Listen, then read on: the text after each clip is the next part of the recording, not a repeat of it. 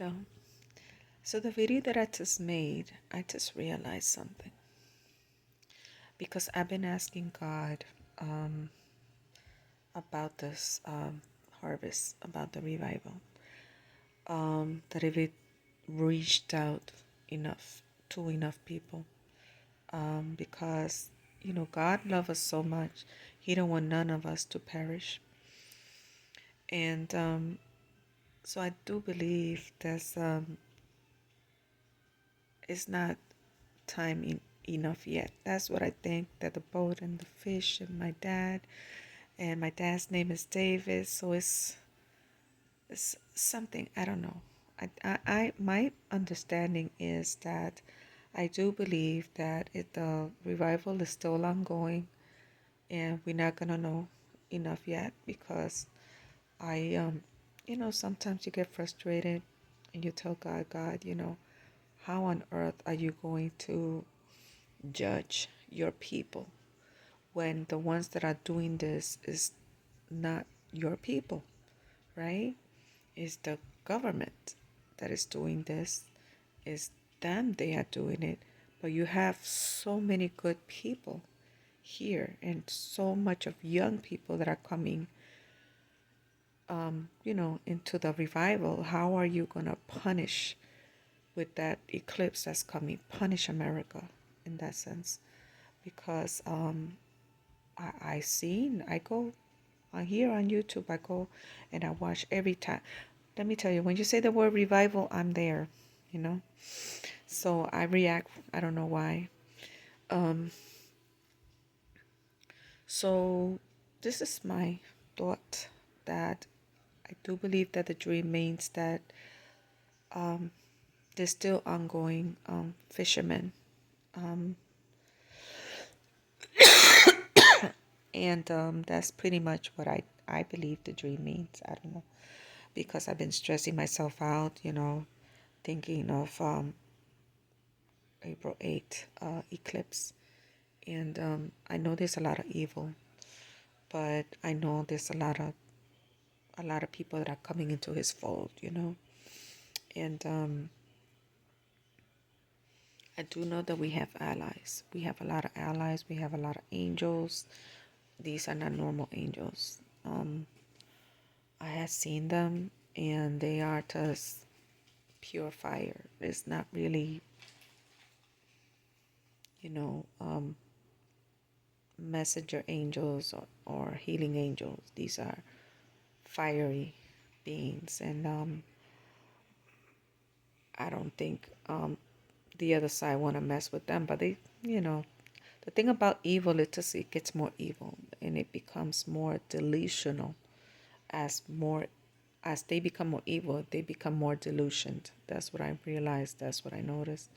Um, I've been noticing a lot of weird things going on, and now the news is relevant again. And you know, it makes you depressed. It does. And I did research this medication that Matthew Perry had passed away with, I think ketamine.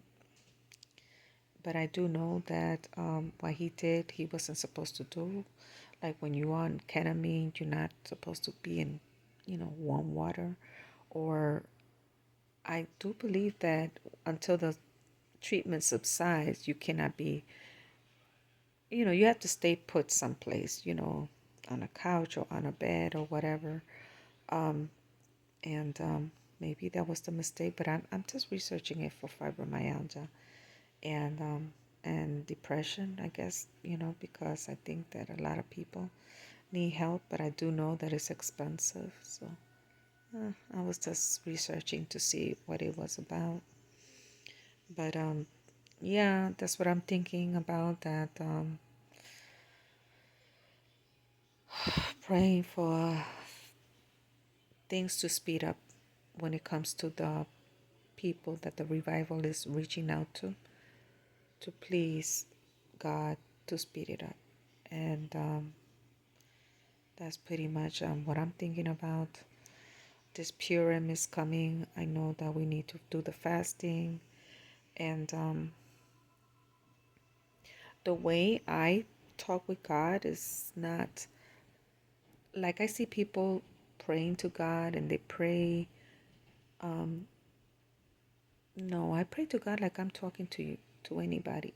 You know, I tell them everything. I tell God everything, my frustration, everything. And I was like, no, this can't be it. I mean, why go through all this trouble and all these things that are, going here and there and doing all these different things and then to come to get judgment from it, right?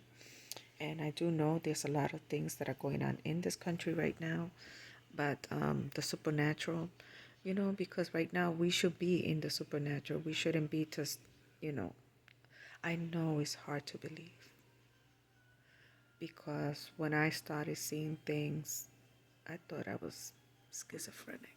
I thought, oh, okay. I thought, you know, either schizophrenic, bipolar, something is going on. And then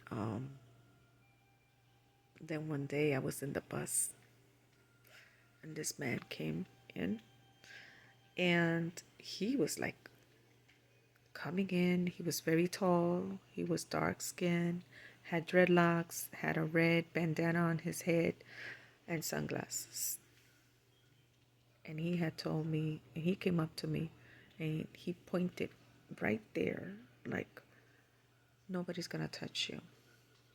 And I was like, okay, what's going on with my brain? What is going on? And then he sat right next to me, and he told me, do you want to see a trick? And I'm like, because I don't know what's going on. And he pulled out of his wallet. It's so funny because there was just $1 in his wallet. I didn't see anything else. I think it was just $1. And then he took the dollar and he was waving it. Who wants $1? Who wants $1? What happened to the people?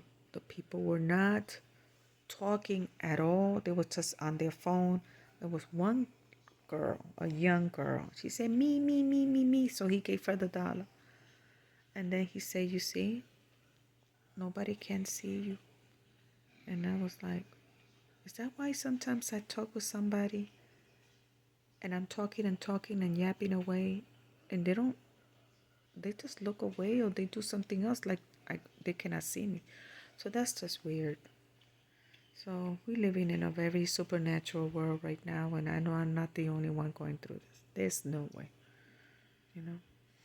But it's hard to tell people because they will be laughing and telling you, okay, go and see a shrink. You need a shrink or something, you know. I just wanted to say this. I don't know why. God bless you.